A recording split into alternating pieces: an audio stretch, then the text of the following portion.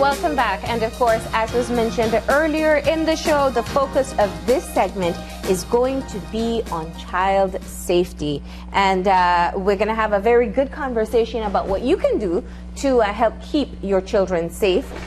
So joining us for this conversation is Diana Pook, Civic Education Coordinator in the Ministry of Human Development, and Ganesha Brannan, also Supervisor, Child Protection in the Ministry of Human Development.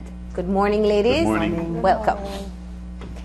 Now, let's just start off by talking about what you do specifically within the Ministry of Human Development, because oftentimes when people say social, they think everybody does the same thing. So let's start there. All right. Under the Ministry of Human Development, we have, under the Department of Human Services, we have different sections. We have Child Protection, which deals with any types of abuse for children 0 to 18. And then we have Ms. Pook's section, COMPAR, who deals with community parenting. And we also have CPSS, as we call it, Child Placement and Specialized Services, who deals with foster care, adoption, and then lastly we have Family Support Services, who deal with the public at large. Okay. And you work specifically with child protection? With child protection, that's right. All right. And Diana, your role as Civic Education Coordinator is pretty much talking to people a lot about some of the things we'll cover today, right? Yes, we plan and coordinate parenting programs throughout the country of Belize. Yeah. Who is your targeted audience for your parenting programs? Parents. We look at parents. We look at parents that come into the department. We look at parents at large in the different communities who come in to seek services from the Ministry of Human Development. Now, let's jump into exactly what are the latest initiatives that you're undertaking when it comes to child safety, and why has this become another major issue in terms of the thrust of the department itself? We've always been looking at child safety as one of the things under the prevention of child abuse. It's not something that has just happened because of the incidents that we have had lately. We're looking at parenting. A very important part is child safety. We look at different types of child safety too when it comes to children under the age of 3. We look at child safety for the childhood and adolescence as well. Looking at child safety when it comes to school safety, what to do when the child is on the internet, you know. We look at all those different safeties, child safety, and we also ensure that the parents know what to do, different tips that they can use at home. In our workshops, we ensure that they have all of that information. So it's just not starting, but it has always been a part of the programs that we do with them. One of the things that we have been facing within the wider society has been, and I want to ask what is the perspective from human development on this? There have been regular reports, more frequent reports being made of sexual abuse of children from the police department. Now, it reminds me very much of when we see frequent reports of domestic violence, that the question then becomes, is it that we have more incidents taking place, or do we have more parents and children coming in to report? What is the perspective from human development? I think the incidents has been occurring for a while now. I think because of the awareness, because of the ads we are putting out, more people know that there is a department that you can come to for assistance. So they're using that services now. So while the statistics might show that the cases have skyrocketed, it's not that the cases weren't there before, but people weren't aware of the services that we offer and how is it that we could assist them. Let me ask you both again a more personal question. The work of people within human development, you see some of the worst evils that take place in this country that perhaps will never even make it to the media. The things that happen to children can be very difficult to deal with. As people who are working within the department, one, what keeps you motivated? And two, how do you not become too overly protective of the children within your family? The overly protection part comes a lot. I could say for myself, I have children, and I am very careful of who they talk to because of what I have seen and experienced through the job now. One of the things we try to do for our officers is to have a little balance. We give mental health, we call them mental health day. The minute you think you're a little bit too stressed, you need a timeout. The minute you think that you need to de-stress, we offer counseling in order to have you cope. You know, we try to do as much. We do team meetings, we do retreat just to get your mind off some of the situations, because some of them are really, really, really terrible, if I may say. So we try to do a balance. It's not often that we get to do the little sidebar because of the volume of cases, but we try to do it as much as we can. Yeah. Well, with my unit, it's a little bit easier because they have the training when it comes to parenting facilitation and their guide. So the information that they use with the parents, they actually use with their children as well. So, and you're more on the proactive side. Yes, we're on the proactive. No.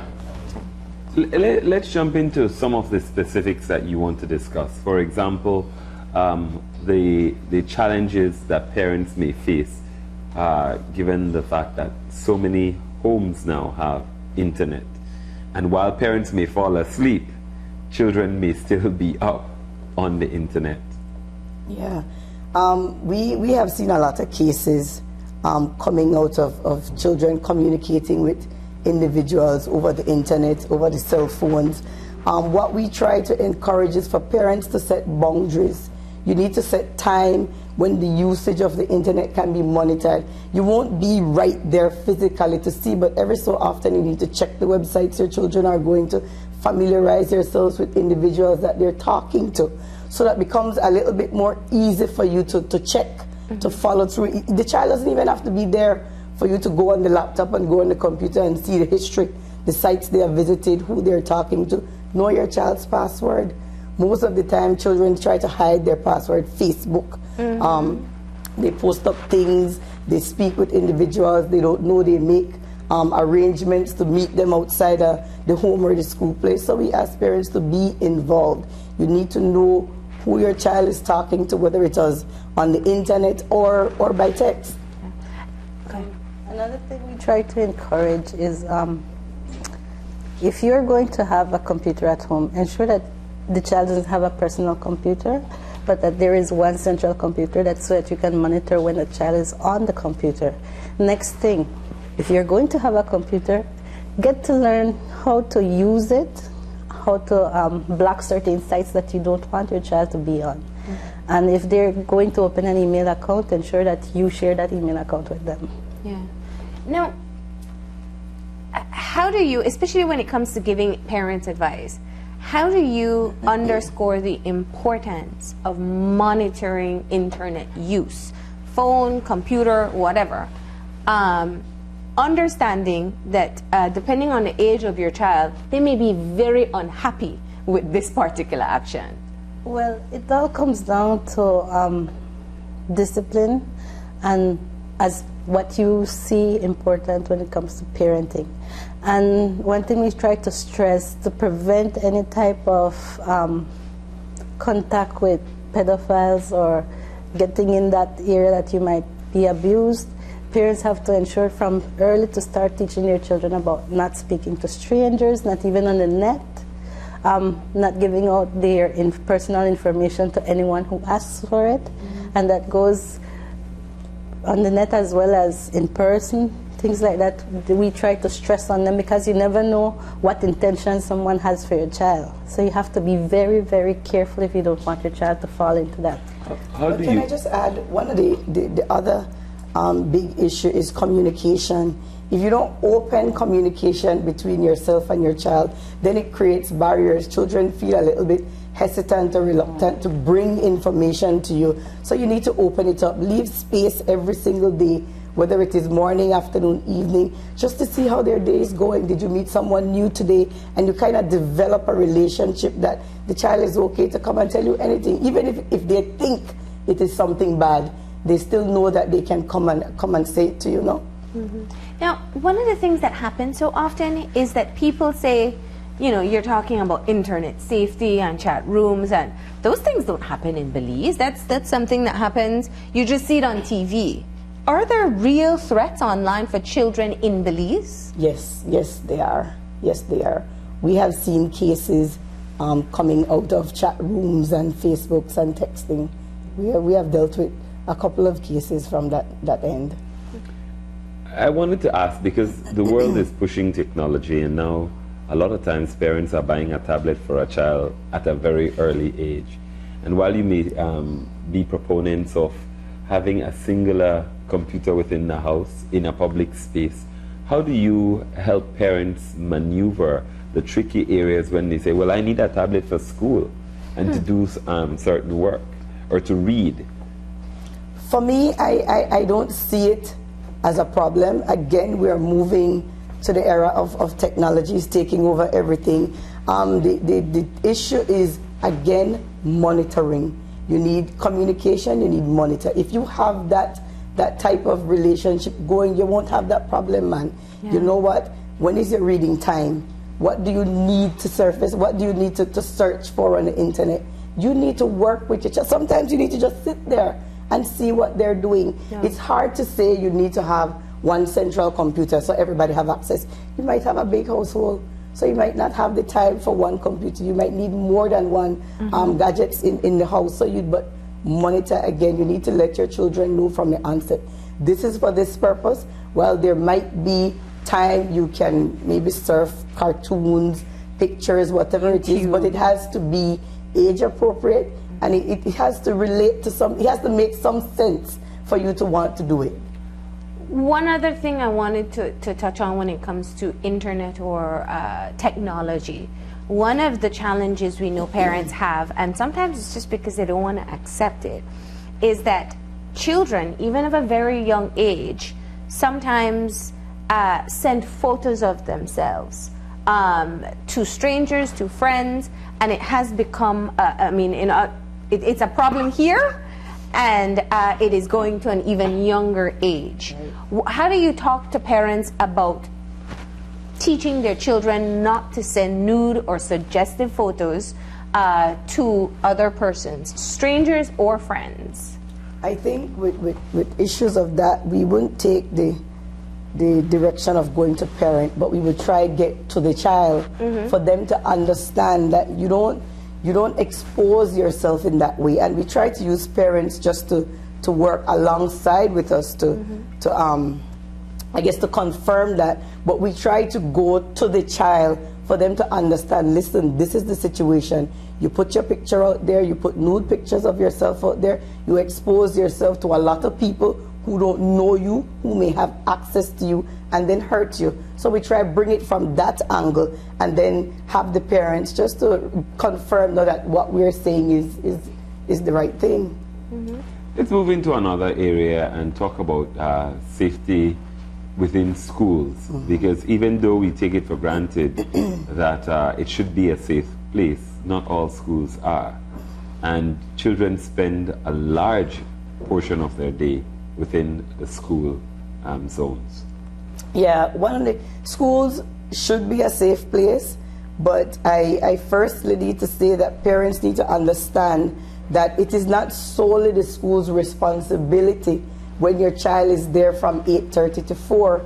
You need to check in. You need to talk to the school. What is happening? Is there anybody visiting my child? Is anybody bringing anything for my child? Because the teachers, they need some type of support. It's hard to manage a class, much less a school of 700 and odd children. So you need some type of network, safety network, with parents and teachers working together. It's challenging for some schools. I know the Ministry of Education have posted school wardens in most or all of the primary schools and high schools. However, you'd still have times where children come out. They come out for break, they come out for lunch. So again, all of it has to to be a network, if I may say, where parents talk to their kids. Lunch, you do not come out. I will bring your lunch. Somebody will drop it off. You need to talk to the school. Listen, you know what is true? Mr. So-and-so or Mrs. So-and-so is the only person authorized to pick up my child. If it is that somebody else come and say, well, Miss Brannon say, I may have called, but it never, so please give me, no. That's a no. Until I get something from Miss Brannon, preferably in writing, because you will be held accountable. I mean, for me personally, if I go to my daughter's school and they tell me someone else picked her up, then the school will have to explain that to me. And I don't know that I will take that lightly, because I haven't given you anything in writing to say that you have that authority to give my child to somebody else. So the responsibility is both on the school as well as the parent to ensure the child's safety. Also, it's good to also inform the child of who's going to pick them up, so that if that person doesn't come, then build a little code word between you and your child, so whomever comes, you ask them what's the code, and if they don't know the code, then they don't go with the person. And you ensure you train that child about that from preschool age, so that whenever that happens, then they could do that. So that way they know that it's authorized by mom or dad to go. What are some of the threats that can happen either to, from school, or during school time that parents perhaps are not very aware of? One of the biggest things is parents sending children with jewelry. They're lured by individuals to come. Mommy said, let me check your hair, let me see your earring, and people steal from these children. You again open it up by not providing your child with some of the basic needs, giving them a solid breakfast in the morning. People, what you have to understand about perpetrators and pedophiles, they prey on the vulnerable. So they observe you for a long time before they decide to come in and act upon it. So they will see that maybe this is a child, is not well groomed in the morning, maybe he or she doesn't have breakfast, so I can start with giving her a meat pie, buying her a juice, getting familiar, and then the child then thinks that you're my friend, so I will come to you. So it's not providing children with basic needs, school supplies, because again, perpetrators, they notice these things. What you take for granted, they use it as a tool for them to work with. So we have to be very, very careful with that. Again, changing who is to pick up your child. Today it might be grandpa, tomorrow it might be granny. You need to be a little bit more consistent, so the child becomes comfortable. You don't have to worry that, oh, I'm not sure who will pick me up today or who will bring lunch for me. You need to set up a routine and make it consistent.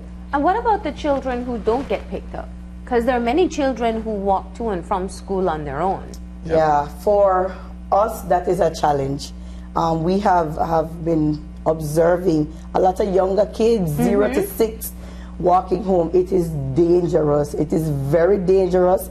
Again, people prey on them on the bus. People watch them every day going home to and from. People watch them going to houses that they know adults are not there. You know, they call them the latchkey kids, who go home, has their own key, open the door and go in.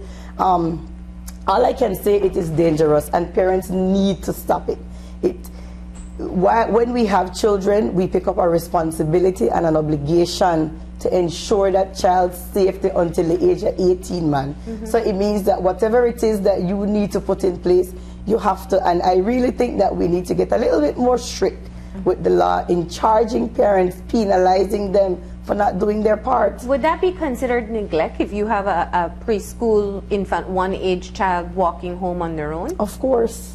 So if somebody sees that, they can call in and report it? Of course. We have had cases where we have gone to meet children where they are. Where's your mommy? Well, I don't usually come home with my mommy. I have to walk home by myself. I mean, we understand the reality of life right now in terms of the economic conditions, but you still need to ensure your child's safety regardless.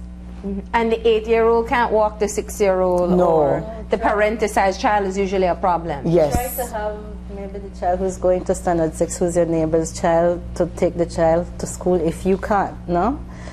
Get a teenager or someone like that who's going to the same school to take them, at least that, instead of having the child walking by themselves. Yeah. And going with another 6-year-old or 8-year-old, no, that's not right. Now, you know, people, the first argument that many people will have is that parents are struggling as it is to do all of these things while trying to earn a living to provide the bare minimum for their children. So how do you work with parents to show that some of these things are necessary and that they could develop a system perhaps to deal with some of the challenges that they have when it comes to parenting, especially single parenting? Yeah, how we try to look at parent support system. Most of the times parents are not even aware, especially a single mom who is hustling and bustling every day, is not even aware that she could create a support system right within her community, within her school, within her family. So we look at that. Do you have brothers? Do you have sisters? Do you have a friend that you could rely on? Who is the person that you can call if you are not available? That type of thing we do. We also offer some type of assistance, not long term, but if it is that helps you to stabilize yourself, let's say a period of 3 months, then the department may be able to help if it is that will address the bigger issue of ensuring your child's safety. I guess the underlying factor, though, is that it's not optional. Once you're a parent, that's your responsibility. That's right. So working is essential, but making sure your children are safe is your responsibility. It's your responsibility, and it's part of the child's rights as well. Okay. So let's move into any other thing with school safety that we needed to touch on?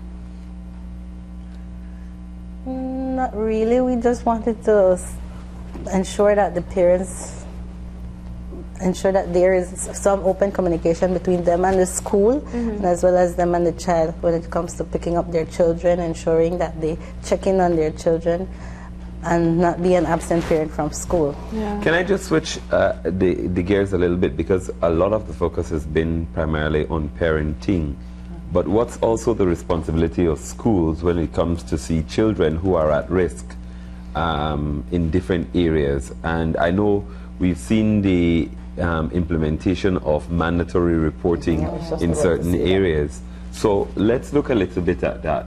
The schools are mandated to make a report to the police or to the department if it is that they see that a child is vulnerable to being abused or is being abused. And then how it does is that they make the report to us, and we go out and investigate to see if there is any truth to what they're alleging, and then we take it from there. But the schools do have a responsibility to report. Oftentimes, schools would say, well, we also have a responsibility to parent.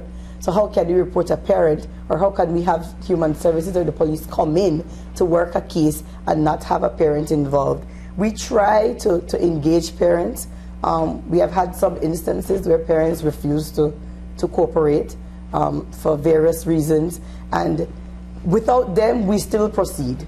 If it is that we need to do a removal, whatever it is that we need to do with the child, with or without the parent's consent, we have been given that authority by law to work with that child, to protect that child. So we would proceed, but again, the schools are mandated to report. And in the same vein too, just let me add one other thing. One of the other things I need to say is that if a report has not been made and the department or the police finds out that a school, a particular teacher or a principal knew but failed to report, that individual can also be charged. That's why it's mandatory reporting. I wanted to go a little bit deeper, because sometimes things happen even within the school environment that the school wants to save public face, that they're not going to report. How do you handle those kinds of situations where they may know something is happening, but to protect the name of the school, they may make a choice not to report or not to pursue it? Or even if they punish the individual, if it's a staff, there's not a public declaration, or parents are not notified that this had indeed happened. To be honest with you, cases we have seen like that would come to us through the children. They are the ones. We have had cases where children would walk into our department making a report alleging that a teacher did this or a teacher is doing something inappropriate. It's difficult working with the schools to some extent because, again, they're trying to save face of their institution. But it is important, again, it's not about the institution, it is about the child and ensuring that the best interest of the child is at first every single time. So it's a bit challenging, but for the most part, we have been working with the schools. And this comes back once again to parents and letting them know what the boundaries are. Letting children know what the boundaries are. So even if it's teacher who I love that is doing something to me that doesn't feel right. Exactly. You need to report it. We try to encourage parents to start from young teaching their children about good touch, bad touch. And after that you continue. Young? Because people see children as innocent and sometimes feel that if I introduce ideas like this, I am opening them up to something else. You're protecting them, you're giving them the tools that they need to survive and to be safe. So from the age of 2.5, 3, you start teaching them about good touch, bad touch, because by then they already know this is my private parts. You start to tell them no one should touch you there, and then you continue talking to them as they get older and understanding more about different things that could affect their safety. And you do it at different levels. You use the correct name. Children can identify their body parts. Why is that important? We hear that quite often. Why should you use the biological names? In the event that a case goes to the court for sexual abuse, you know how attorneys can tear children apart. And if it is that you cannot make direct contact, that this is my breast or this is my vagina or this is my penis, it's hard to have a case that you can come out with a satisfactory result. So it's very important that they know exactly, name their body part by the scientific name, that they can identify it. And you'd be surprised when we have parenting classes, the parents feel ashamed of calling them the parts by the real name. And that's the actual name, but they don't have no problem calling it by other names that they know it by. Now, let's switch a little bit to the home environment and the neighborhood. And how do we promote child safety there as well? In the neighborhood, what we recommend is, if your child is going somewhere to the store, we know our children, we always send our children to the store when they're at a certain age. Have a buddy system. Don't have them go by themselves. Of course, you won't send a 6, 7-year-old to the store by himself, right? But the 11, 12-year-old, if he goes to the store, ensure that he doesn't go by himself. Okay? If the child is going to play at a neighbor's house, ensure that there's an adult at the house. An adult you trust? Yes, an adult you trust. If they're going to the park, ensure that an adult is there to supervise play. Don't have the child go by himself to the park. At all times, ensure that there is always an adult to supervise your child. Yeah? The biggest thing is to know the people who you're surrounded by. If I have a neighbor, I need to know that neighbor. I need to know that neighbor's children. I need to at least know who is coming in and out of my area, that I can say, okay, you know what, I think you're not going this direction because I am not comfortable. I don't know the individuals moving in and out of that house. I have a little bit of suspicion. So you just need to know exactly who are the individuals you're surrounded with. Even with the friends of your children, get to know them, get to know their family. Don't say, oh, that's just your friend, I don't need to get to know their parents. Get to know everyone that's involved in your child's life. I'm aware of the fact that you cannot define what or a predator looks like or how they present themselves. But one of the things that we do know is that oftentimes it can be somebody within the family structure or close relations that you would least suspect. So what is the advice to parents? I mean, how do you gauge or how do you protect your child adequately from the very people that you as an adult to adult trust very much? The biggest thing is to listen and trust your child. Sometimes we have parents who become very comfortable with other adults or older teens in the home, that when a child comes to complain, as we would call it, would say, man, not bother with that right now. Or maybe I just think that that's something, but then nothing. We need to listen. Sometimes children are telling us things indirectly that we need to try and pick up before an issue becomes bigger than it is. We need to nip it in the bud right there. Again, the biggest thing is listen and believe. At no time, even if it is later, after going through an investigation, you find out that what the child was saying is not all true. The initial stage, you need to believe, because you want to develop that trust with your child, so that whenever the child is feeling a little bit uncomfortable, he or she can come. You don't want to close that gap, because it creates a lot of problems. Most of the times, cases are not reported to us by parents is because children have tried to tell them. What we have been seeing is that a child will tell another friend, who might then go home and tell their mother, who then brings the information to us. And then by that time, a lot of people have already been involved. The case has gone blown out of proportion, when we could have kept it a little bit closer to protect the child's identity. But again, it's just to listen. You have to listen. Yeah. And as parents, we need to start this from an early age. Yeah. We shouldn't start this when the child is already in 11, 12. You start from early, from 2, 3, listening to your child. Listening to what they have to say, noticing their different behaviors and habits, and then if something is happening, you will clearly see how those habits and behaviors change in that child. Mm-hmm. We also need to ensure that at all times we're there, present for the child. Mm-hmm. And with the open communication, you need to also always keep telling your child, listen to your instincts. Even if it's auntie or uncle, mm-hmm. and you feel, yes, or pastor, and you feel that there is danger, move from there. Go to a safe place. Go to where your mother is, or come out of the room. Don't stay there. Listen to those instincts. One of the other things I know in our culture, we try to push our children on family members. Oh, your grandpa, just hug her. Because sit down in a lap and give them a kiss. Or you do not do that. If you see that your child refuses to, or is a little bit hesitant or intimidated by that individual, do not force that child. What you need to do is pull that child aside.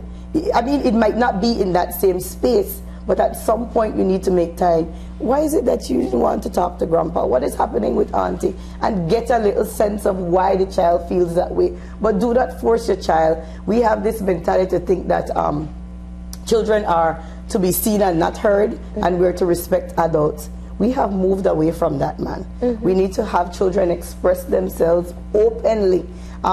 It doesn't have to be in a disrespectful way, but you need to give them that space to do so. I think that was one of the, we've had that point brought up before, and I think that's an important point we have to keep sending home to parents, because it is something culturally that you're supposed to respect your elders in your family and hug them, kiss them, play with them on demand and not based on how the child feels. Now, a lot of our conversation today has centered more on younger children, and we talk about the vulnerabilities there, but we're not looking at teenagers as well, who have not turned adults yet. How does the ministry actually work to help protect children who are a little bit older, and we assume so many things that they would have received some of the information that you're trying to impress on parents now, that it's important for younger children to have, but they may not have been exposed to those things. So how do you work with your teenagers to make sure that they're protected as well? The same type of awareness applies. We don't take it for granted. We do not assume that they know. When we go into a situation, we start it from the bottom, so that everybody's on the same page, regardless if it is a 5-year-old or a 15-year-old.